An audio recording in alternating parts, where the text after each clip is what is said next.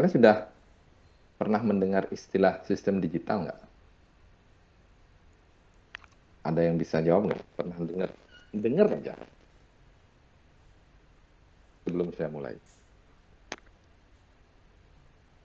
Ada? Saya sudah, Pak.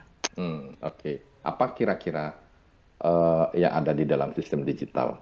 Kalau menurut ini siapa yang jawab nih?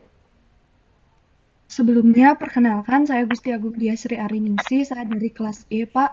Hmm. Jadi dari apa yang sudah saya baca sebelumnya, sistem digital itu belajar tentang ada sistem bilangan, Hmm. kemudian ada rangkaian kombinasional, kemudian rangkaian sekuensial, dan juga nanti melalui mata kuliah sistem digital nanti akan diajarkan untuk penyederhanaan fungsi-fungsi boolean dengan beberapa metode. Seperti Hmm. itu yang saya ketahui. Terima kasih. Ya, thank you. Siapa dia Gusti? Siapa? Siapa? Sorry. Saya Uh, Gusti Respect. Agung Dia. Oh ya ya, Gusti Agung Diatri Ariningsih ya. Kamu NIM Iya, Pak. berapa? NIM berapa kamu, Dek? NIM saya 2208561006, Pak. 06. Oke, baik.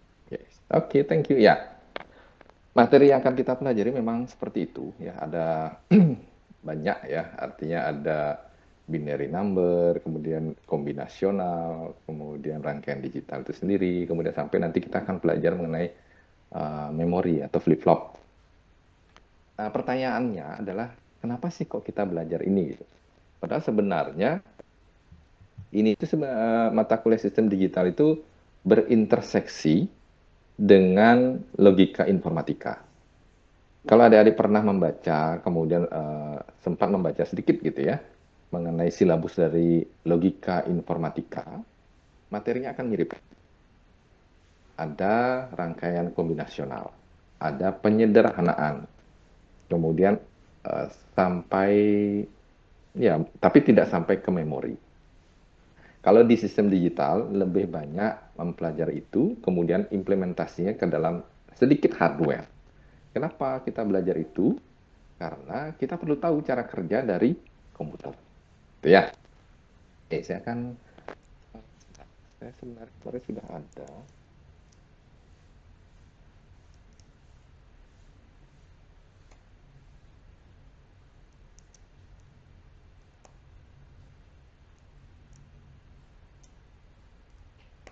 Ya, nggak apa-apa.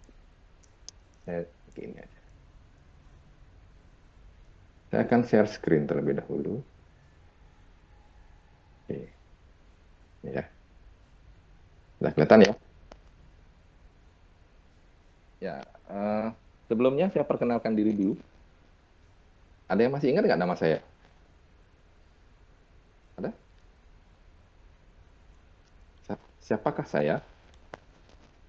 Ada yang ingat? Nggak ada yang jawab. Kedengeran kah suara saya? Halo, halo, tes, tes, 1, 2, 3. Loh, tes, tes, 1, 2, 3. Mohon izin menjawab, Pak. Oh ya, Sudah masuk. udah masuk ya? Masih ingat nggak dengan nama saya? Agus Mulyantara ya kalau nggak salah. Ya, ya. Panggilannya siapa? Ayo, ada ingat nggak?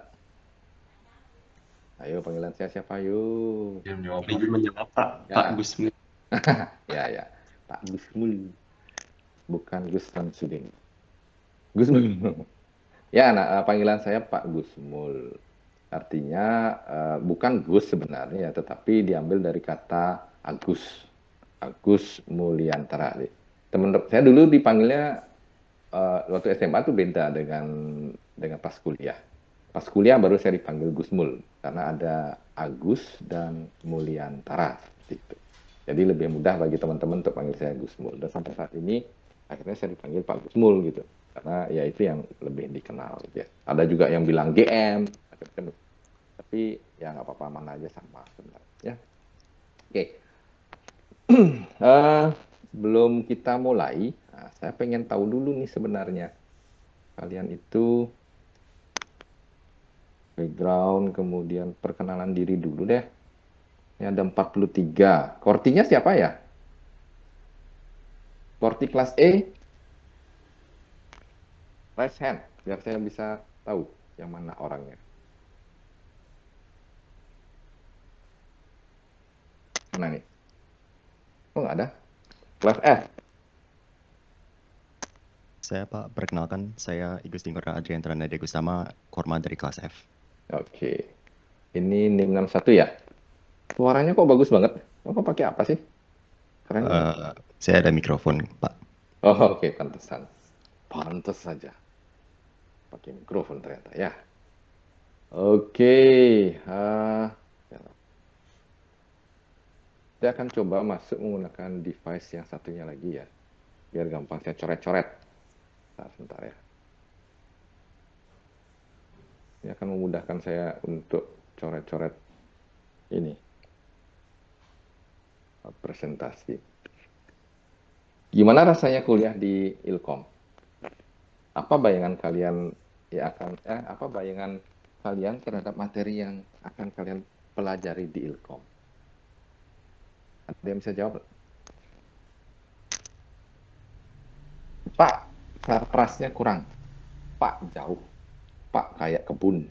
Pak, kayak hutan. Pak, saya pengen belajar ini. Ada yang bisa ngasih komentar itu nggak sebelumnya? Nggak ada? Semuanya pada takut. Saya nggak makan orang loh. Santai aja. Oke, ya udah. Nyanyi dulu.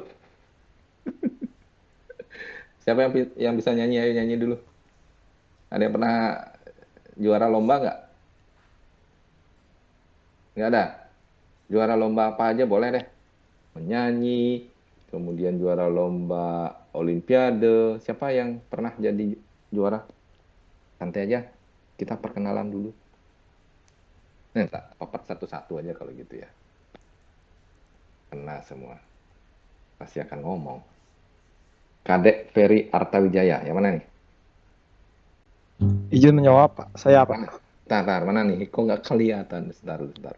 Karena saya pakai layoutnya grid nih. Oke, ya, langsung. Ferry. Panggilannya siapa? Ferry Arta atau Wijaya? Ada yang manggil saya Peri, Pak. Peri Arta. Boleh saja Pak Arta juga ada. Yes. Kamu pernah ikut lomba nggak, Ferry? Pernah, Pak. Lomba apa? Lomba Robomek di Instiki pernah. Lomba catur pernah, Pak. Oh, oke. Catur Robomax. Bagus. Oke. Dapat juara, Ferry? Untuk yang Instiki terakhir dapat, Pak. Juara 2, Pak. Woi, mantap. Itu kelompok, grup atau gimana? Kelompok atau perorangan? Perorangan, Pak. Berarti kamu sendiri ya? Pernah belajar di mana, Ferry? Diajarin sama gurunya, Pak. Kamu dari mana? Asal SMA? Saya SMK 1 Tabanan, Pak. Oh, SMK 1 Tabanan. Berarti sudah terbiasa dengan ini ya? Dengan komputer ya? Astaga, Pak. Ya, baguslah. Oke, terima kasih Ferry Arta. Ada lagi kah yang pernah ikut lomba? Ya, ini prestasi ya. Saya, Bagus. Siapa nih? Sebutin. sebelumnya perkenalkan saya Gusti Agung Dia Sri Ariningsih, Pak. Kebetulan saya menekuni bidang kepenulisan ilmiah, esai, KTI, dan penelitian, Pak. Oke. Berarti pernah juara di mana aja? Panggilannya siapa? Dia, Gong Dia? Ya, Gong Dia, Pak. Oke, Gong Dia pernah juara di mana aja? Pernah menang di Universitas Trilogi, di IPB, di Universitas Muhammadiyah Gresik, kemudian di LPB Bali kemarin, kemudian di IPB, di Undiksa, Pak, kemudian. Banyak banget ya, keren nih. Ini salah satu calon mahasiswa berprestasi berarti nih. Kamu harus pertahankan itu ya, Gong Dia ya. Teman-temannya ya. Teman-teman yang lain juga mudah-mudahan bisa termotivasi ya kayak Gong Dia. Jadi harapannya nanti selain kalian belajar mengenai hard skill gitu ya. Ini kan yang kita sebut sebagai hard skill itu mata kuliahnya kan ya, ilmu pengetahuan, kemudian praktikumnya seperti itu gitu ya. Yang juga harus kalian pelajari adalah soft skill. Apa itu soft skill? Organisasi, kemudian sopan santun, kemudian bagaimana cara kita bekerja sama, kemudian ya banyak lah, artinya yang berkaitan dengan jiwa gitu ya, yang tidak hanya sekedar untuk belajar mengenai mata kuliah ini saja. Karena kita bisa lihat ya sebenarnya itu sejarah itu tidak pernah bohong. Artinya eh, yang dibutuhkan dalam hidup ini tidak hanya hard skill. Memang hard skill penting, tetapi tidak hanya itu aja faktornya, banyak hal. Kalau kalian lihat orang-orang sukses itu nggak harus dia pintar, tapi dia punya network, bisa bekerja sama, gitu ya. Nah, itu yang penting juga. Jadi tidak kalah penting soft skill. Di mana kalian dapatkan soft skill? Nanti di BEM, di PM, organisasi lah, di HIMA. Kalau di Ilkom, nama himanya apa? Ada yang tahu? Dia, Gung dia apa kira-kira namanya? Izin menjawab Pak, Himakom. Oh ya, betul. Himakom ya. Ada satu lagi organisasi kemahasiswaan di informatika. Apa ya? Ada yang bisa jawab? Jangan Gung dia. Izin menjawab. Izin menjawab Pak, Student Innovation Center, Ya. SIC. SIC. Kita bilangnya SIC gitu. Ya, betul. Ya, baguslah. Artinya kalian sudah mengenal ya. Orientasi PKKMB kemarin berarti berhasil. Iya kan, berhasil ya. Kalian sudah tahu ruangannya sudah tahu, kemudian pimpinannya sudah tahu, dosen-dosennya tahu, lingkungannya juga. Ya, kualitasnya. Oke. Baik, terima kasih ya. Kita ice breaking aja sebentar. Oke, sekarang saya akan lanjut. Saya akan lanjut untuk materi yang pertama. Saya akan share screen. Oke. Nah, ini dia. Untuk sistem digital, saya tim teaching ya sebenarnya istilahnya dengan Pak Supriyana. Pak Supriyana pegang 4 kelas, saya pegang 2 kelas. Kemudian satunya lagi pengolahan citra digital. Nah, saya sebenarnya saya S1-nya di ITS Surabaya, kemudian S2-nya juga di ITS Surabaya. Saat ini belum menunggu S3 ya, sedang berusaha untuk mencari beasiswa. Ya mudah-mudahan tahun ini bisa lolos. Bidang saya tuh sebenarnya kalau di S1 saya topik tugas akhir saya tentang sistem informasi. Kemudian di S2 itu tentang multi-objective optimization. Nah, kenapa kok dari sistem informasi ke multi-objective optimization? Sebenarnya sistem informasi itu penting, bagus gitu ya. Kayak big data itu kan sistem informasi. Kemudian saya di S2 itu multi-objective optimization. Itu sebenarnya bukan bukan suatu hal yang baru. Multi-objective optimization itu adalah bagaimana cara kita mengoptimalkan 2 atau lebih fungsi tujuan agar semuanya mendapatkan keuntungan yang maksimal. Contoh ya, kita ingin membuat motor, itu misalkan motor listrik atau motor listrik gitulah ya. Kita ingin buat motor listrik yang konsumsi listriknya rendah atau hemat, tetapi mampu mencapai kecepatan yang maksimal gitu. Itu sulit kan ya. Kalau kecepatannya tinggi berarti dia pasti akan boros. Atau kalau dibikin hemat pasti kecepatannya rendah gitu. Nah, multi objective optimization ini berusaha mencari solusi gitu. Solusinya itu ada istilahnya Pareto istilahnya ya. Mungkin itu keyword Pareto. Pareto itu apa? Pareto itu adalah sekumpulan solusi untuk permasalahan multi-objective optimization. Solusi itu non-dominated atau tidak saling mendominasi. Jadi kalau misalkan saya pengen motornya kenceng gitu, kenceng banget itu yang diprioritaskan, enggak bisa. Multi-objective optimization pasti akan ngambil win-win solution. Gitu ya. Itu cerita sedikit mengenai multi-objective optimization. Nah, kemudian banyak metode sebenarnya yang bisa digunakan ya. Kalau yang saya kemarin pakai itu adalah IWO Invasive with Optimization Subtractive Clustering IWOSC.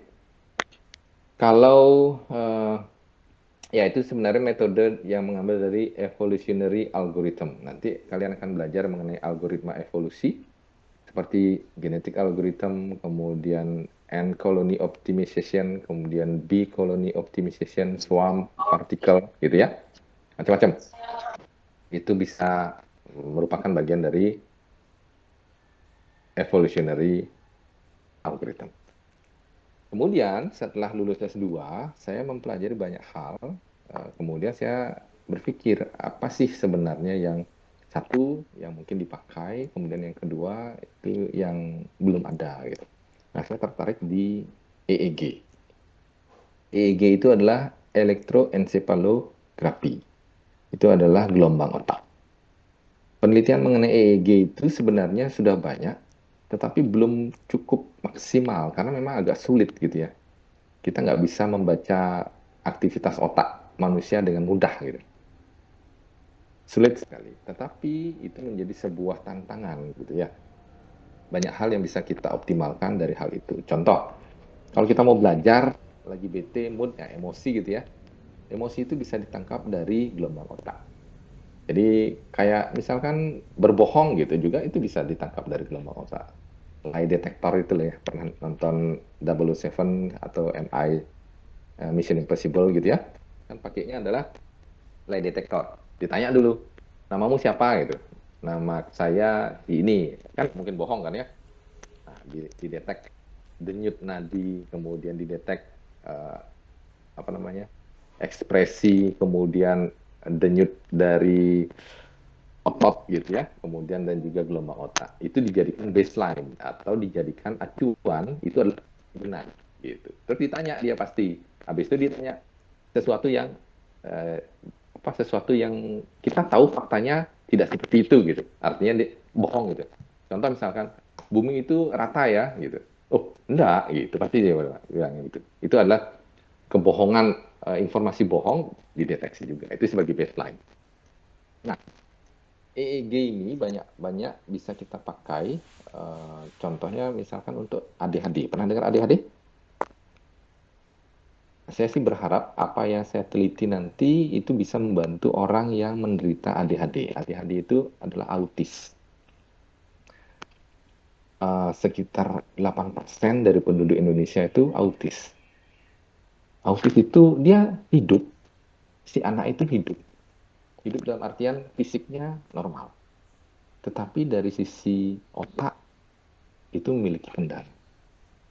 Bayangkan kalau seandainya kita punya keluarga yang menderita autis, apa yang kita pikirkan? Yang kita pikirkan pastinya bagaimana nantinya bertahan. Semasih ada kita, it's okay. Semasih ada keluarga, it's okay. Tapi dia harus bisa mandiri. Ya, nah itulah yang mendasari saya kenapa saya tertarik di EEG. Saya berusaha, saya mencoba untuk memahami bagaimana sih sebenarnya otaknya orang yang menderita autis itu. Sehingga dari sana kita bisa tahu nanti apa yang kira-kira bisa kita berikan. Salah satu contoh terapi yang pernah saya pelajari itu adalah terapi binaural beats. Mungkin kalian belum jarang ya mendengar itu. Binaural beats itu adalah terapi musik. Ya, jadi ada hubungan EEG, kemudian musik terapi, itu bidang saya. Jadi memberikan frekuensi yang berbeda pada telinga kiri dan telinga kanan. Jadi nanti dengarnya suaranya dengungan. Gitu. Atau gitu. Atau dung dung dung dung dung dung dung. Tapi kanan kiri beda. Yang sebelah kiri frekuensinya 100, yang sebelah kanan 120. Selisih 20 frekuensinya gitu. Itu yang disebut sebagai binaural beat. Kalau kalian cari di YouTube binaural beat itu enak kalau dipakai mau tidur. Coba aja cari. Binaural beat. Itu kalau pakai konsentrasi enak sekali. Sama seperti apa ya? Saya pernah di Machu Picchu ya. Itu National Geographic sih yang apa namanya menceritakan dalam videonya. Di dalam Machu Picchu itu ada sebuah tempat yang digunakan untuk berdoa. Caranya gimana? Dengan memberikan, cuman bilang, gitu aja. Dengan suara rendah di sebuah ruangan yang akan menghasilkan gema. Gitu aja, suara rendah. Itu katanya memberikan efek yang baik. Gitu ya. Nah, mohon maaf, saya akan kaitkan sedikit dengan kepercayaan saya. Di Hindu itu kan ada istilah Om ya. Kalau kalian misalkan sembahyang menggunakan kata aksara suci Om itu, lakukan dengan panjang dan nada rendah, konsentrasi, enak didengarnya, enak rasanya. Mungkin di agama yang lain juga ada gitu ya. Saya yakin pasti ada apa namanya kata atau aksara yang dipakai untuk menstimulasi emosi agar menjadi lebih stabil. Tidak hanya itu, musik aja begitu. Pas kita lagi stres, kita cari lagu yang asik gitu, yang nge-jazz itu, enak sekali rasanya. Langsung terbayang itu ya. Jadi efeknya seperti itu. Itu yang banyak saya pelajari. Termasuk di dalamnya adalah machine learning dan di pengenalan pola. Lebih banyak ke pengenalan pola. Apa pengenalan pola? Pattern recognition. Mencari pola-pola tertentu, kemudian kita akan klasifikasi. Kita berikan label. Salah satu yang paling simpel adalah mendeteksi objek. Kalau kita bilang, ini apa? Gitu. Handphone. Ya, tapi kalau komputer, dia harus tahu. Kita harus bisa mendeskripsikan handphone itu seperti apa. Gitu. Ya, sebentar. Kurang gede.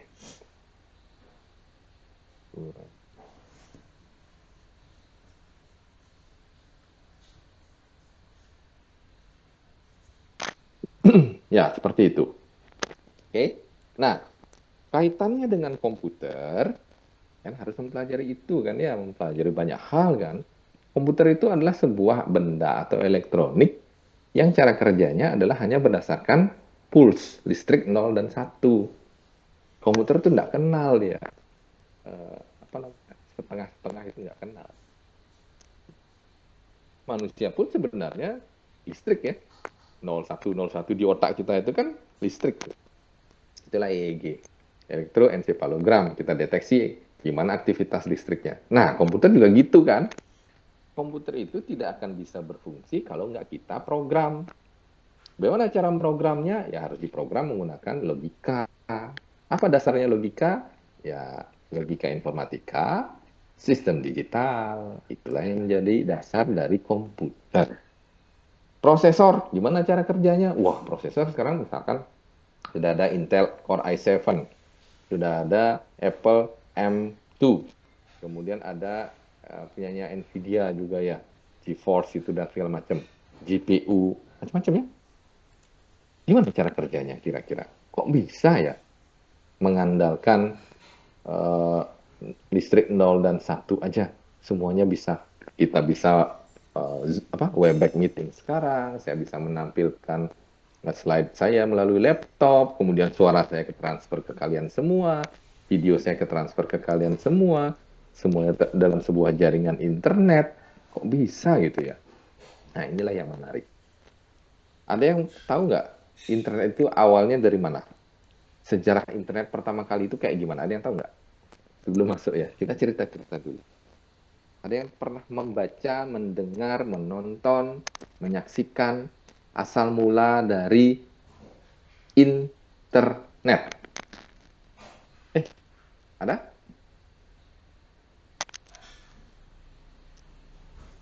Ada? Yang ragu-ragu, santai aja. Salah juga nggak apa-apa kok. Pernah dengar DARPA nggak? Tahu DARPA? Udah? Ya, harus sering-sering gini ya, membaca ya. DARPA itu adalah Departemen Pertahanannya Amerika Serikat. Awal mulanya internet itu adalah mereka ingin berbagi informasi dari satu tempat ke tempat yang lain. Kalau dulu pakai apa kira-kira? Pakai surat. Yang lebih cepat pakai apa? Morse. Kemudian, bagaimana caranya supaya data yang bisa kita kirim? Meskipun akhirnya datanya nggak lengkap ya. Saya lupa nih, yang dikirim apa, kemudian yang diterima apa. Tapi yang jelas nggak lengkap. Tapi paling tidak sudah sampai. Nah, sudah sampai di tujuan gitu. Aman. Nah, yang pertama kali itu DARPA untuk mewujudkan internet. Awalnya dari intranet gitu ya, berkembang. Sekarang kita internet dengan speed yang sangat tinggi. Bisa sampai gigabit per second. Coba berapa kecepatan cahaya? 3 kali 10 pangkat 8 ya. Kemudian kalau misalkan sekarang kita menggunakan fiber optik, berapa kali putaran yang bisa dilakukan oleh sebuah foton? dalam satu detik. Bisa sampai 20-an kali ya. Kalau nggak salah sampai 25 kali berputar. Gitu. Cepat sekali. Nah, itulah yang menyebabkan koneksi internet kita menjadi sangat kencang gitu. Sangat besar bandwidth-nya gitu. Gitu ya. Itu internet. Kemudian dari internet itu kita mulai ingin berbagi informasi lebih kompleks. Mulailah ada istilahnya website. Website itu pertama kali pernah ada yang tahu nggak di mana? Kapan website pertama kali ditemukan? Kapan? Nggak ada? Nggak ada yang tahu? Oke, saya comot satu deh. David Brave. David, Ya, Pak. web atau HTML itu pertama kali di mana ditemukan? Ayo, cepat-cepatan searching. Searching pakai Google. The first HTML, the first web gitu. Temu?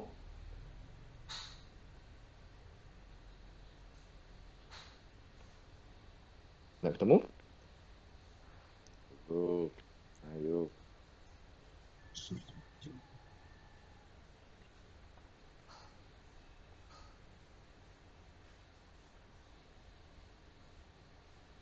Pernah dengar? Inggris, Pak.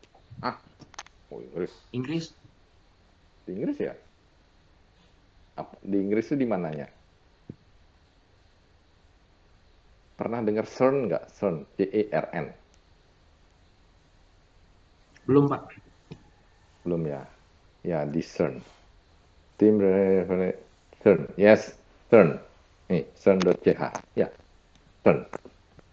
CERN itu adalah, siapa yang jawab nih? Tresnanda Mas. CERN itu adalah sebuah organisasi yang berusaha menemukan partikel Tuhan. Caranya adalah mempercepat laju partikel di hadron. Jadi sebuah partikel itu dilajukan mendekati kecepatan cahaya di dalam sebuah hadron ya, artinya sebuah lorong yang berisi magnetik. Kemudian itu diharapkan bertumbukan dengan partikel suatu proton kalau nggak salah. Kemudian hasilnya itulah yang kita sebut sebagai partikel Tuhan nanti ya. Kalau pernah nonton film Angels and Demon, pernah nonton nggak itu? Itu mirip kayak gitu deh. Ada partikel Tuhan tapi nggak kayak gitu, dia bisa dipegang gitu, nggak. Dia hanya bisa dilihat efeknya aja di sensor. Nah itu ya. Jadi internet, kemudian HTML, web gitu kan, di CERN. Itulah yang membuat kita terhubung akhirnya.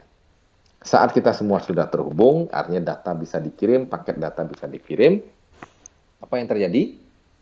Kita semakin dekat. Yang jauh menjadi dekat. Gitu. Yang dekat menjadi jauh. Contohnya apa? Kita pakai internet setiap saat di HP. Benar nggak? Ada yang baru bangun nggak megang HP? Angkat tangan? Nggak ada pasti. Termasuk saya. Baru bangun langsung bingung dari HP. Mana HP saya? Lihat status. Benar nggak? Ada nggak yang baru bangun nggak nyari HP? Baru bangun langsung bangun gitu aja lupain HP-nya. Ada nggak gitu? Enggak ya? Yakin saya nggak ada. Pasti semuanya terbangun terus nyari HP, ngeliatin ada nggak pesan WhatsApp, ada nggak apa namanya, status orang, statusnya gebetan gitu kan? Bener nggak? Jujur, bener nggak? Nggak ada yang mau nyaut. Ah ya, jempol. Ini si siapa nih? Tahan. Mencurigakan. Aduh. Made Tresna ya jempol. Bener berarti. Omang Bisma juga. Yang cowok-cowok tuh biasanya. Mau cewek-cewek jarang biasanya. Dia pasti ngelihatnya apa gitu ya, nggak tahu deh. Oke, ya kita lanjut ya. Kita masuk ke materi sekarang. Ya, itu intermezzo aja. Intermezzonya udah sejam. Masuk ke sistem digital sekarang. Sistem bilangan. Tapi sebelum itu, ada materi yang harus kalian, ada buku yang harus kalian punya. Morris Mano, Digital Design Third Edition, Prentice Hall. Ini tahunnya 2001, kok lama sekali ya Pak? Ini sudah 21 tahun yang lalu. Iya benar. Ini adalah satu-satunya, bukan satu-satunya sih, salah satu buku yang sangat relevan dengan sistem digital. Karena di sini kita diajari bagaimana sebenarnya komputer itu bekerja secara logik. Ya, silakan nanti dicari ini. Banyak kok yang punya versi e-books gitu. Kakak kelas kalian pasti punya. Atau kalau searching juga pasti dapat kok. Ya nanti ditandai aja itu, jadikan NFT gitu ya. Ini punya saya gitu. Biar bisa kayak di blockchain gitu. Oke. Ya, nanti kita akan belajar mengenai digital computer and digital system, kemudian binary number, kemudian number based conversion, octal and hexadecimal number, kemudian complement, sign binary number, binary codes, binary storage and registers, and yang terakhir adalah binary logic. Ini yang akan kita pelajari di outline di pertemuan pertama. Tapi saya nggak akan bahas semua dulu ya, kita masih perkenalan aja gitu. Binary number ya, sebelum masuk ke digital computer and digital system, kita mau binary number. Digital computer and digital system itu dulu ya. Kalau kalian pelajari, komputer itu adalah digital. Penggunaan komputer setiap hari itu banyak sekali. HP, tablet, laptop, kemudian penelitian luar angkasa, monitoring bisnis, big data, Google, pemrosesan data, traffic light, air traffic control. Semuanya menggunakan komputer. Nah, di dalam komputer itu ada komponen yang umum. Itu adalah control unit yang akan berfungsi untuk mengontrol perintah mana yang akan dieksekusi selanjutnya. Prosesor or arithmetic unit itu adalah bagian dari ini adalah pemroses. Pemroses yang memproses perintah. Perintah di dalam komputer itu sedikit, tapi dikombinasikan. Ya, ada AND, ada sub, ada mul, diff, ada LEA, itu adalah bahasa-bahasa assembly. Kemudian ada prosesor, ada juga storage atau memory unit. Ada juga input device dan output device. Input device itu berupa apa? Keyboard, mouse, kemudian touch screen. Output device itu screen-nya itu sendiri, kemudian printer, kemudian audio speaker, itu termasuk output ya. Storage atau memory unit, memorinya berapa, kemudian hard disk-nya berapa, gitu kan ya. Jadi dalam sebuah komputer itu pasti ada komponen-komponen ini. Gitu ya. Komputermu apa sih prosesornya? Nanya kan? Komputermu berapa hard disknya? Oh, kan udah mulai masuk ke storage. RAM-nya berapa? Oh, mulai memory unit. Kamu pakai stylus nggak? Atau pakai Apple Pencil nggak? Oh, udah mulai input. Speakernya stereo? Oh, udah mulai output. Layarnya OLED? Oh, udah outputnya sebagai layar. Gitu ya. Jadi semuanya mengambil konsep itu. Siapa yang memberikan konsep ini? Ada yang pernah mendengar? Pernah nonton film Imitation Game nggak? Nggak. Cerita tentang Alan Turing yang berusaha memecahkan enkripsi Enigma pada Perang Dunia Pertama. Pernah dengar Enigma? Oke, itu ya, catat ya keyword-keyword itu.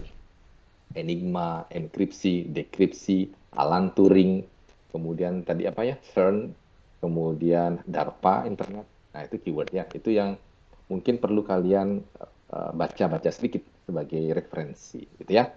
Alan Turing adalah seorang profesor yang berusaha untuk memecahkan enkripsi Enigma. Enigma itu adalah sebuah mesin enkriptor, sebuah mesin enkripsi gitu ya, atau enkriptor untuk mengacak pesan yang dikirim dari sebuah tempat ke tempat lain oleh tentara Jerman.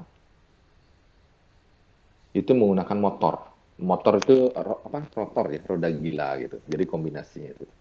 Kalau kalian belajar mengenai enkripsi, pernah dengar ciphertext?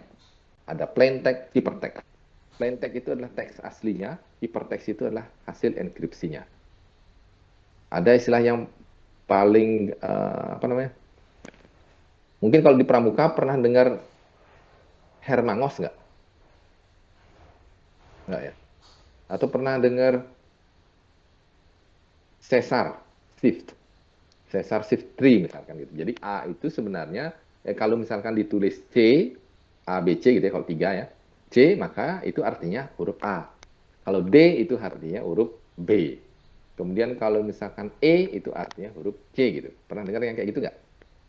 Nah, itulah Alan Turing. Jadi Alan Turing itu berusaha memecahkan enkripsi enigma yang kompleks. Dan dia berhasil. Gitu. Keren ya, orangnya pinter. Nah, di Alan Turing ini dia membuat konsep komputer gitu. Komputer yang pertama itu yang disebut sebagai Turing mesin. Di mana ada control unit, ada processor or arithmetic unit, kemudian ada storage and memory, kemudian ada input dan output. Ini adalah konsep dari mesin Turing. Nah, kita akan belajar mengenai angka terlebih dahulu.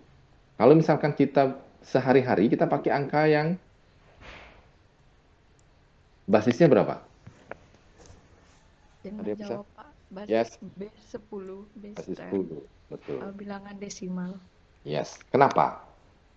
Kita pakainya basis 10, enggak basisnya 6, 7, 8, 16, atau 2. Sementara kan kita belajarnya ada 2, ya. Benar nggak? Ada biner gitu kan ya. Terus ada oktal, terus ada heksa. Kenapa kok yang dipakai 10? Ada yang bisa jawab? Kenapa 10?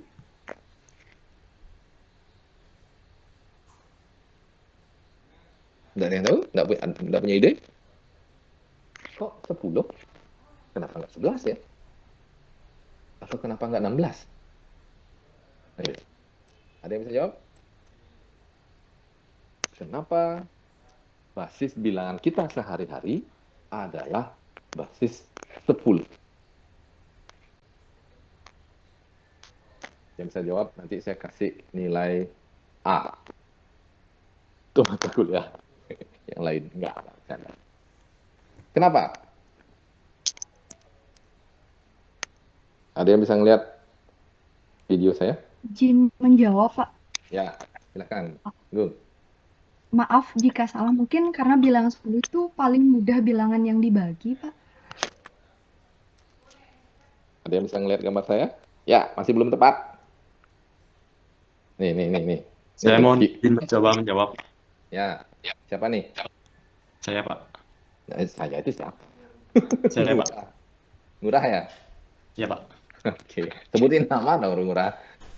Sebelumnya terima kasih atas kesempatan yang telah diberikan. Yuk. Perkenalkan, saya Ingurah Agus Surya dan MKS.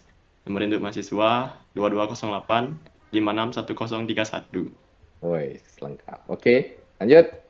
Saya izin mencoba menjawab, Pak. Mohon Ya. maaf jika ada salah. Kenapa dipilih 10? Mungkin karena ada mungkin karena ada 10 digit, 10 angka bilangan dari 0 sampai 9. Ya, Itu menurut saya. Terima kasih. Oke, terima kasih jawabannya. Tapi pertanyaan kembali, kenapa harus ada 0 sampai 9 gitu? Kenapa nggak 0 sampai 3 gitu loh? Atau 0 sampai 5 gitu? Kenapa 0 sampai 9? Ayo, kenapa? Masih belum tepat? Terima kasih sudah mencoba menjawab. Karena apa?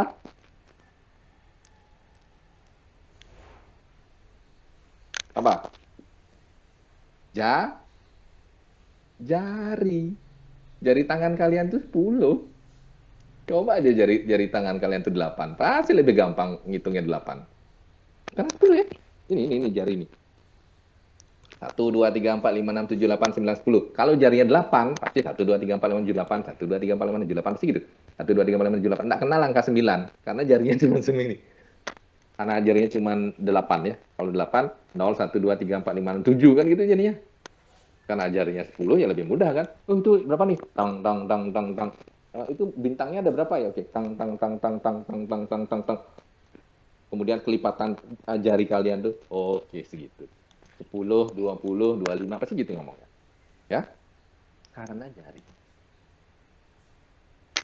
Terus kalau misalkan sudah kayak gitu, kenapa nggak beralih aja ke biner?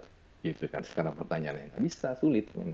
Kenapa? Tidak semua orang belajar biner. Bentar.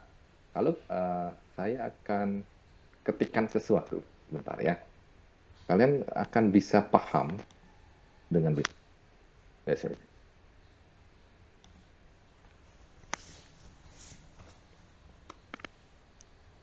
Bentar ya.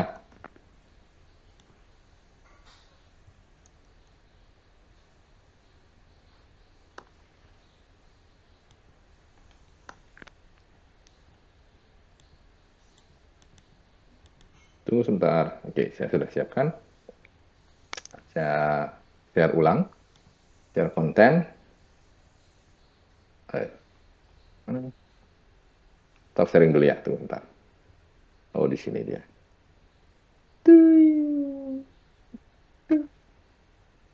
Oke. Nih.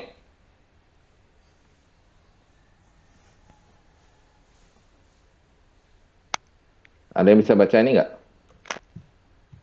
Kebaca nggak? Di layar kalian? Kebaca ya? Oke. Baca, Pak. Oke, sekarang bantu saya dong. Ada satu orang deh yang membaca itu biar semuanya didengar. Satu orang aja. Silakan raise hand. Raise your hand. Biar saya gampang menunjuk. Oke, Teresia, Angel Oktarina. Silakan, Teresia. Di dunia ini ada 10 jenis orang, yaitu yang mengerti binary dan yang tidak mengerti binary. Oke, terima kasih. Desni, silakan. Dunia ini ada 10 jenis orang, yaitu yang mengerti binary dan yang tidak mengerti binary. Oke, Gede Eka Putra Wijaya, terima kasih. Lanjut. Izin menjawab, Pak. Di Ya, dunia silakan. ini ada 2 jenis orang, yaitu yang mengerti binary dan tidak mengerti binary. Oke, Tresnanda. Hilang dia. Mana tadi? Tresnanda. Oke, silakan Tresnanda.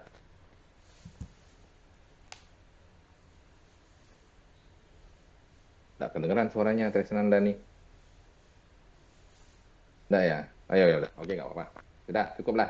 Oke, ya benar. Jadi kesimpulannya memang begitu ya. Memang sesuai dengan statement ini, nggak? Benar nggak? Tadi siapa ya? Tadi Desni ya.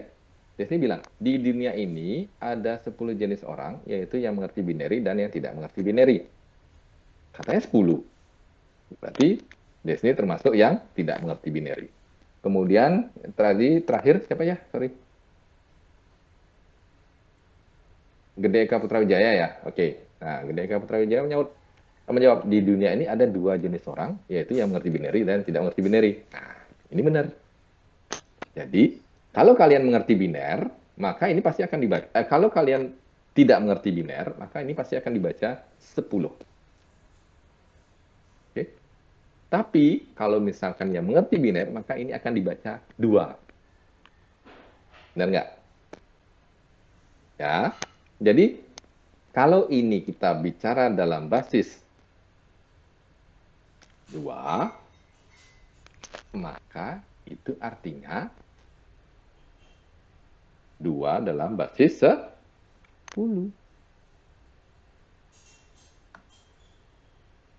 Begini. Jeng, gitu ya. Kalau basisnya 2, ya dibacanya 2. Kalau basisnya 10, ya dibacanya. Kalau kita bilang 2 itu di basis 10 ya begini gitu. Angka 2. Tapi kalau di basis 2 atau biner, maka yang bisa disebut adalah 1, 0. Tapi kalau misalkan dibilang 10 pun sebenarnya nggak masalah. Cuman dalam sehari-hari, kalau kita berbicara kan, ngomongnya desimal kan ya. Ada orang ngomong dalam bentuk biner gitu kan. Maka ini bukan dibaca 10 sebenarnya, tapi dibacanya 2. 2, karena kita bicaranya dalam basis 10. Kalau kita bicara basis 2, bisa dibilang 10. 10 dalam basis 2 itu sama dengan 2 di basis 10. Gitu ya. Bisa dipahami ya? Oke, saya kembali lagi ke share konten di PowerPoint.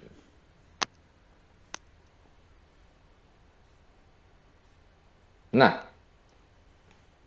kalau di dalam sistem basis 10, simpel banget. 0, 1, 2, 3, 4, 5, 6, 7, 8, 9. Semuanya ada di jari. Semuanya di luar kepala. Dari TK sampai kalian SMA kelas 3. Kalian akrab sekali dengan jumlah jari kalian.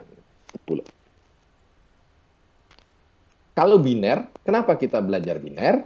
Karena komputer hanya tahu state on or off gitu aja. Hidup atau mati. Benar nggak? Kalau nggak hidup ya mati, kalau mati nggak hidup. Kenapa? Karena dia basisnya adalah listrik.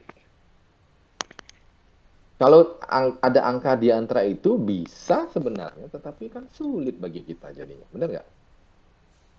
0,05 volt, 0,01 volt, 0,3 volt. Mendingan 0, 0,3 ya 0. 0,5 ke bawah ya 0, 0,5 ke atas 1. Kan gitu enak gitu ya. Hidup, mati, hidup, mati, hidup, mati. Sekarang dari sana dikombinasikan. Informasinya dikombinasikan. Pernah dengar Morse nggak? Morse itu sandi untuk di telegraf. Benar nggak? Titit, titit, titit, titit, titit, titit, titit, titit, titit, yang kayak gitu itu. Itu kan hanya titik dan garis ya. Garis, titik, titik, garis, titik, garis, titik. Tapi dikombinasikan gitu. Sehingga ada sekian banyak huruf yang bisa dihasilkan. Dan angka. Itu akan mudah kan? Telegraf itu saat kita ngirim pesan cuman hidup mati hidup mati hidup terhubung nggak terhubung gitu ya. Tit gitu aja kan. Gitu aja kan ya. Makanya disitulah muncullah biner. Itulah yang jadi dasar. Oh ternyata biner itu awalnya adalah Morse ya. Keren banget ya si Morse sudah menciptakan biner secara tidak langsung gitu. Nah, sistem biner itu adalah angkanya cuma 0 dan 1 alias mati dan hidup. Sementara kalau basis 10 dari 0 sampai 9. Jadi kalau ada bilang 26,75 itu dalam biner adalah 11010,11. Kok bisa seperti ini? Kok bisa? Ya, konsepnya adalah kalau 26,75 itu kan 2 dikali 10 pangkat 1 ditambah 6 kali 10 pangkat 0 ditambah 7 dikali 10 pangkat min 1 tambah 5 kali 10 pangkat min 2. Seperti ini. Kalau desimal. Ya. Konsepnya gitu. Kalau biner sama aja. 1 dikali basis 2 pangkat 0, 1, 2, 3, 4 ya. 1 kali 2 pangkat 4, 1 kali 2 pangkat 3, 1 kali 2 pangkat 1, 1 kali 0 dikali 2 pangkat 0 ya di sini ya.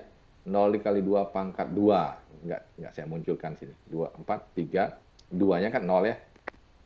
Kemudian yang pangkat 0-nya juga 0. Terus 1 kali 2 pangkat min 1, 1 kali 2 pangkat min 2. Jadi prinsipnya adalah indeksnya A3 dikali basisnya pangkat 0, 1, 2, 3, 4. Berarti sejumlah digit min 1. Ya, kalau di sini misalnya 3 ya 3. Kemudian A2 dikali basisnya 2 pangkat 2 gitu ya dan seterusnya.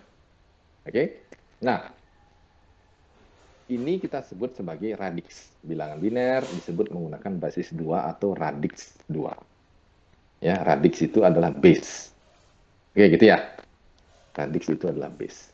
Jadi kalau mau berapapun radiknya atau base-nya berapapun, ya ini dia. Ini base-nya, R. A3 dikali R atau radix pangkat berapa. A2 kali radix pangkat, dan seterusnya sampai pangkat minus sekian. Gitu ya. Gampang ya? Simpel. Ini adalah kalau kita mau menjumlahkan dan mengurangi kemudian mengalikan gitu. Dalam sebuah bilangan biner, ya sama aja biasanya. Kalau dalam bilangan desimal, 9 tambah 1 berapa? 10. Ya. Kalau dalam bilangan biner, 1 tambah 1 berapa? 10 juga. Kita sebutnya 10 ya. Tapi sebenarnya 2. Kalau di desimal. 10-nya di biner itu adalah 2 di desimal. 10-nya di oktal adalah 8 di desimal. 10-nya di heksa itu adalah 16 di desimal. Ada beberapa sistem bilangan yang akan kita sering temukan. Yang pertama adalah dari yang paling kecil ya, biner, oktadesimal, desimal, dan yang terakhir adalah heksadesimal. Ada 4. Oke, saya pengen tanya. Saya ingin ice breaking sedikit. Ada berapa sistem bilangan yang akan sering kita temukan di dalam komputer? Ada yang bisa jawab? Raise your hand. Kalau raise hand baru kelihatan nanti siapa yang gini. Siapa yang mau jawab. Gusti Agung Diasri, ya silakan Agung Dia. Izin menjawab Pak, ada 4. Yang pertama ada bilangan biner, kemudian biner, oktadesimal, desimal, dan heksadesimal. Oke, good. Kalau biner itu nilainya adalah 0 sampai 1. 0, 1 gitu aja ya. Kemudian oktadesimal 0, 1, 2, 3, 4, 5, 6, 7. 8, okta 8. Biner B2, berarti 0 dan 1. Kemudian desimal, des itu 10 artinya. Desi 10 berarti ada 0 sampai 9. Heksadesimal itu 16. 0 sampai F. Ya. 0, 1, 2, 3, 4, 5, 6, 7, 8, 9. A, B, C, D, E, F. F itu adalah 15. Sama seperti desimal, nilai terbesarnya adalah, angka terbesar adalah 9. Oktadesimal, angka terbesarnya adalah 7. Biner, angka terbesarnya adalah 1. Untuk menunjukkan angka yang sangat tak terbatas, digunakan kombinasi dari semua angka yang ada di dalam basis tersebut. Contoh, kalau di dalam oktadesimal, tidak akan ada ketemu angka 8, 9, 10. 8, 9. Kasih ya. Ya, sistem digital. EF. Ya, English first. Makasih Pak Gung. Sorry ya, Pak Gung. Angkanya besar gitu ya. Nah, di dalam okta nggak akan ketemu 8 sama 9. Gitu ya. Tapi di desimal juga tidak akan pernah menemukan A, B, C, D, E, F. Gitu. Kenapa kita belajar oktadesimal dan heksadesimal? Kenapa nggak biner aja ya? Biner sudah ruwet. Ditambah lagi oktadesimal. Ditambah lagi heksadesimal. Kok kita belajar itu? Ada yang bisa tahu? Ada yang mau jawab? Silakan. Raise your hand. Kenapa kita belajar oktadesimal dan heksadesimal? Ayo. Kenapa kita belajar oktadesimal dan heksadesimal? Sekitar itu. Ada yang bisa menjawab? Terus ngapain kita pelajarin kalau misalkan kita nggak tahu sebabnya? Kan itu jawabannya. Benar nggak? Saya belajar ini karena ya saya dikasih sama dosennya Pak Gowa. Kalian harus tahu nih kenapa. Kenapa kira-kira? Ayo. Oke, Komang Bisma, silakan. Izin menjawab Pak, perkenalkan saya perkenalan diri dulu. Nama saya Bisma, panggil aja Bisma. Bisma, resennya jangan diturunin Bisma, biar saya bisa lihat NIM-nya. Tetap resen dulu. Oke Pak. Oke. Sudah kan? Yes, sudah. Oke, jadi izin menjawab mengapa kita belajar heksadesimal sama oktadesimal. Kalau menurut saya itu karena oktadesimal dan heksadesimal itu dia lebih gampang dikonvert ke biner, tapi dia lebih mudah dibaca seperti itu. Oke, baik. Kalau misalkan Bisma bilang lebih mudah dikonvert dan lebih mudah dibaca, seandainya saya punya basis 5, mana lebih mudah kira-kira menurut Bisma? Basis 5 atau 8 atau 16? 16 mungkin. Seharusnya 5. Kenapa? Lagi-lagi jari. Ya, Jadi bukan masalah lebih mudah di-convert, bukan masalah lebih apa istilahnya ya, lebih mudah untuk dipelajari. Itu salah satu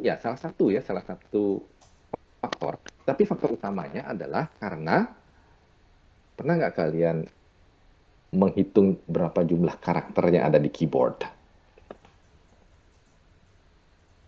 Coba dihitung. Ayo dihitung berapa jumlah karakter yang ada di keyboard.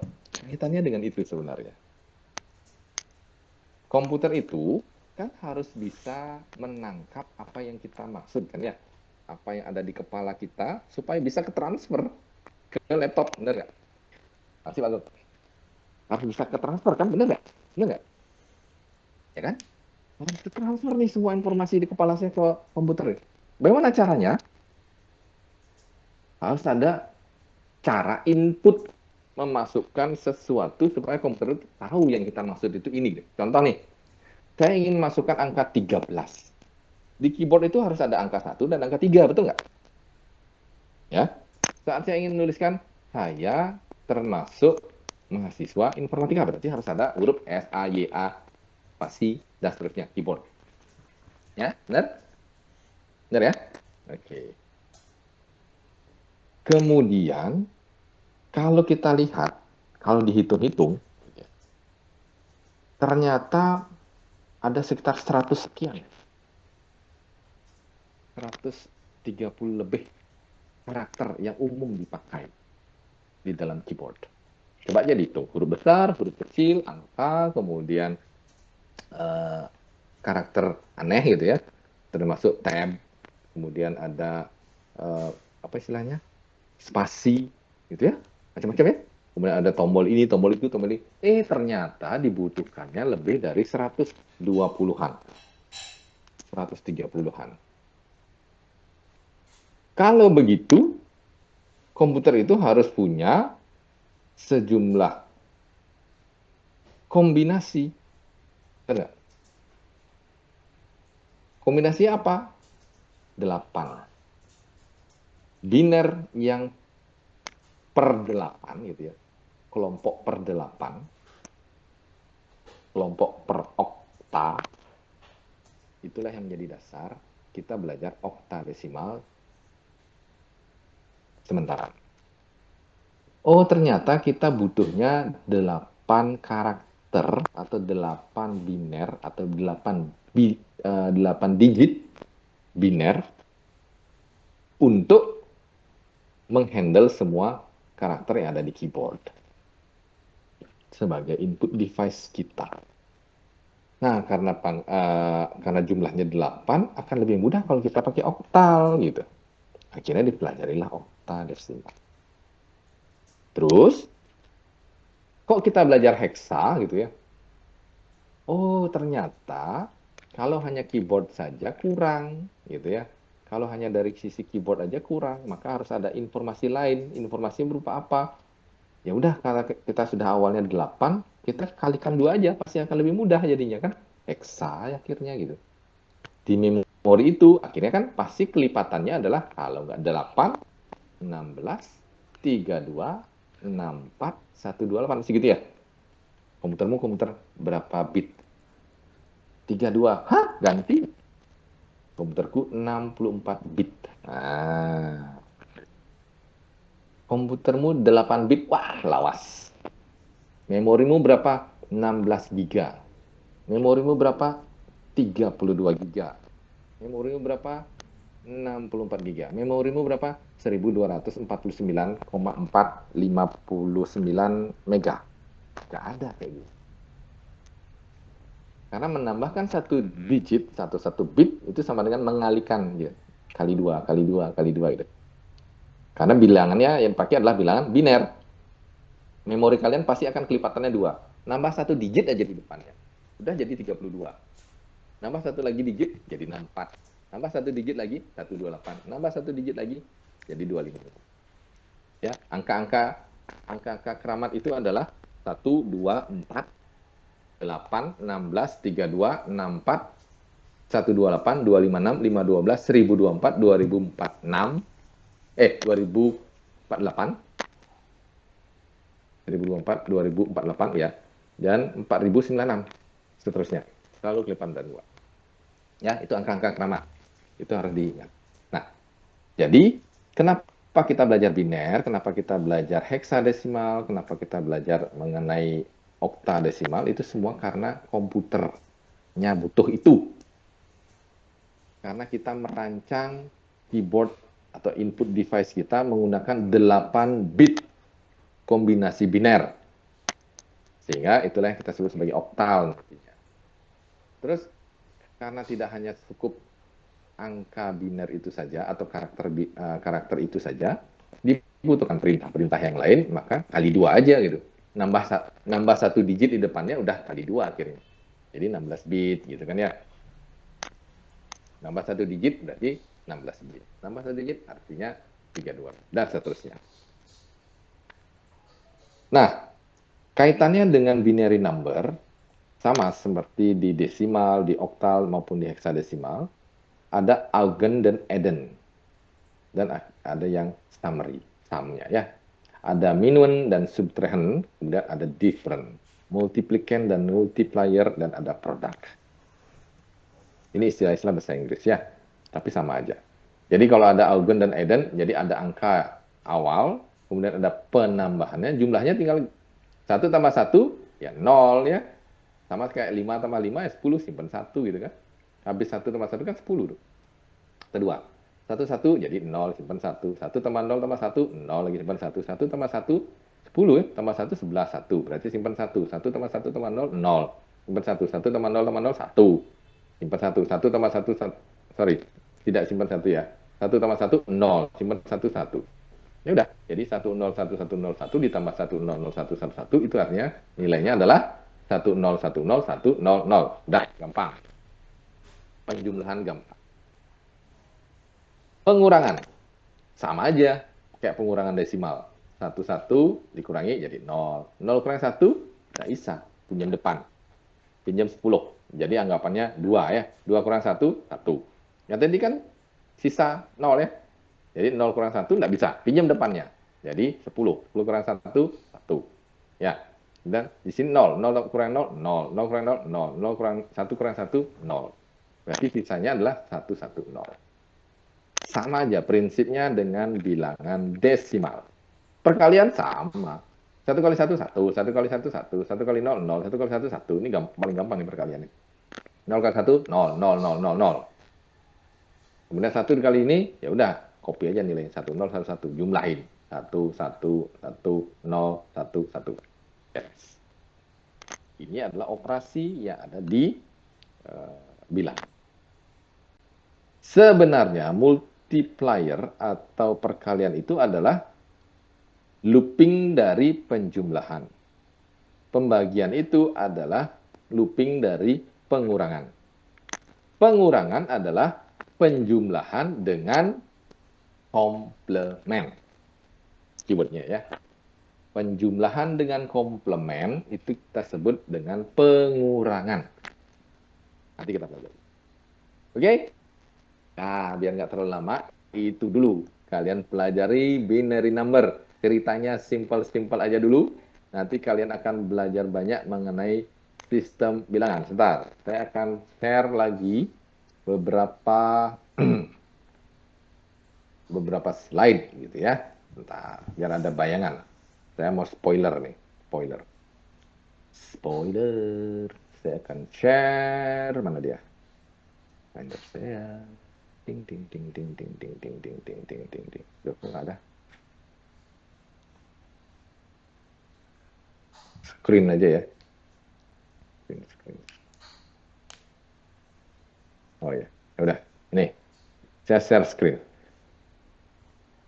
Kelihatan ya? Ini adalah sistem bilangan. Ini akan kita pelajari selanjutnya ya. Sampai penjumlahan, pengurangan, kemudian ada dimis, ada redix, kemudian redik dimis, ya, penjumlahan, pengurangan gitu ya. Oke. Itu. Kemudian berikutnya ada Boolean algebra. Ini. Boolean algebra Kemudian kalian akan belajar mengenai truth table, ada istilah min terms, ada istilah max term gitu ya. Kemudian ada standar form ya, bentuk standar. Apa itu? Ada sum of min term, ada product of max term ya. Sum of product, product of sum itu biasanya. SOP, POS. Ada canonical form. Ya, ini akan kita pelajari. Kemudian ada juga nanti synchronous logic. Ini mulai kita belajar mengenai gates. Ada OR, ada NOR. Ini NOR ya, not OR. Kemudian ini adalah NAND atau not AND. Kemudian ada juga ini XOR, exclusive OR. Ada RS flip-flop gitu ya. Ya sorry, bukan XOR ini, tapi RS flip-flop. Yang ini adalah D flip-flop. Ini adalah JK flip-flop. Flip-flop itu adalah memori. Memori itu punya kemampuan menyimpan, merubah, menghapus, CRUD ya. Create, read, update, delete. Create itu adalah menyimpan, R-nya read itu adalah view, update itu adalah merubah, delete itu adalah menghapus nilainya.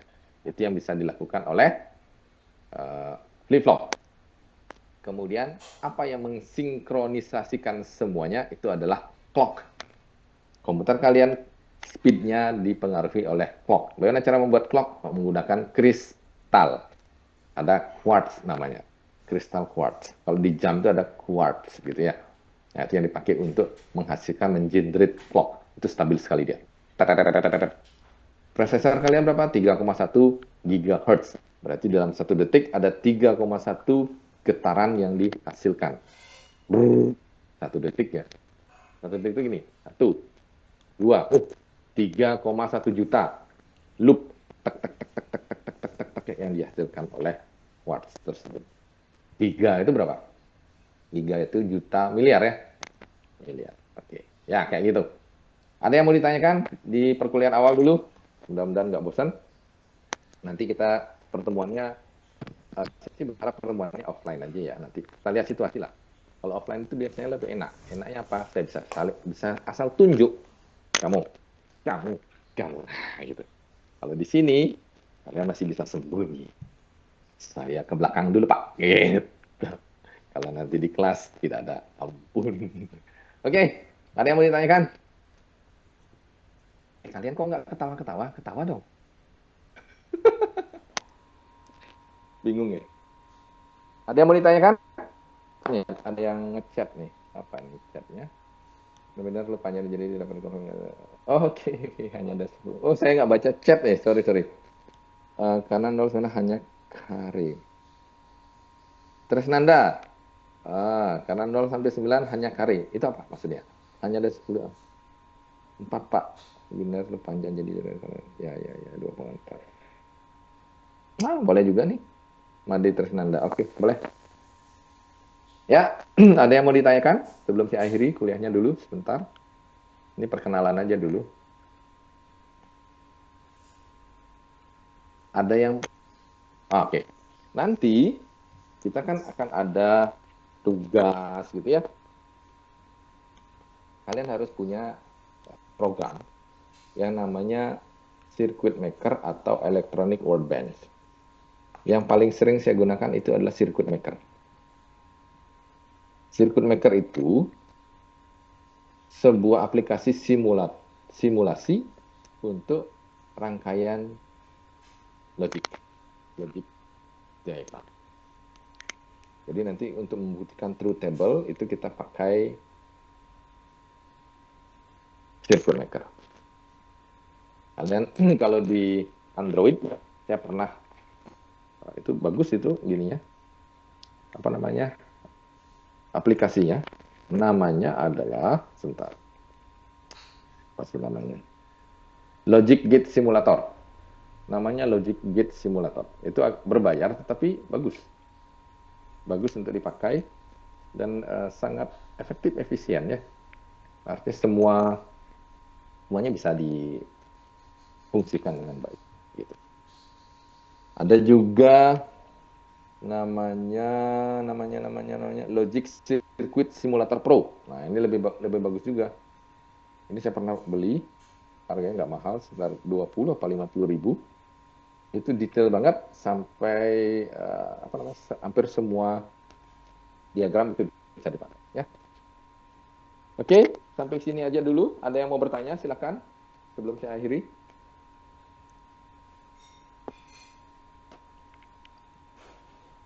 Periarta, ada yang mau ditanyakan? Ini Pak, untuk sekarang tidak Pak. Belum ya? Oke. Udah bagus Madewi Guna, Teja? Belum ada. Oke, belum ada. Ini siapa nih? Alexa. Alexander Ibrahim. Nah, untuk saat ini belum ada Pak. Belum ya? Oke. Vigo Steven.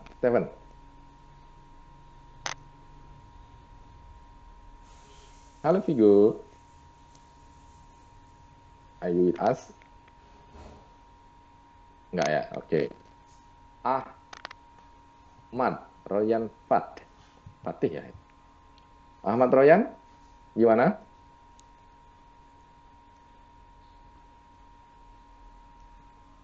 Enggak ada juga. Anak Agung Gede Raka Surya Mahotama Putra. Oh, sini. Belum Pak. Oke, belum. Ya, oke. Devon Vivian Gunawan. Sejauh ini belum ada, Pak. Oke, sip. Kresna Dana. Oh, langsung silang. Kresna Dana dia nggak bisa. Oke, Kresna gimana? Saat ini belum ada sih, Pak. Belum, oke. Aditya. Iputu Belum Aditya. ada, Pak. Gimana? Belum ada. Belum, oke. Wahyu. Ide bagus Wahyu Semara Kamajaya. Gak ada. Oke. Lucia Elvira Suesari. Untuk saat ini belum ada yang ditanya. Oke. Oke. Kalau tidak ada yang ditanyakan, saya yang bertanya. Satu aja. Hanya satu pertanyaan. Oke ya. Tadi pernah nggak kalian mendengar sebuah istilah yang aneh? Yang artinya adalah basis. Yang bisa menjawab apa istilah itu, raise hand. Oke, Komang Wahyu Agastya. Silakan. Izin memperkenalkan diri, Pak. Nama saya Komang Wahyu Agastya. Yo. NIM 2208561075. Yes. Apa itu basis? Basis adalah radix. Oke, good. Terima kasih. Wahyu, berarti menyimak. Oke, baik. Terima kasih atas kehadirannya. Terima kasih sudah menyimak. Sampai ketemu lagi nanti di perkuliahan berikutnya ya. Kita dapat di hari Senin ya, Senin pagi ya, untuk kelas E dan F. Itu nanti saya usahakan untuk offline. Kalau misalkan ada perubahan, nanti akan saya infokan. Oke, itu saja yang bisa saya sampaikan untuk hari ini perkenalannya.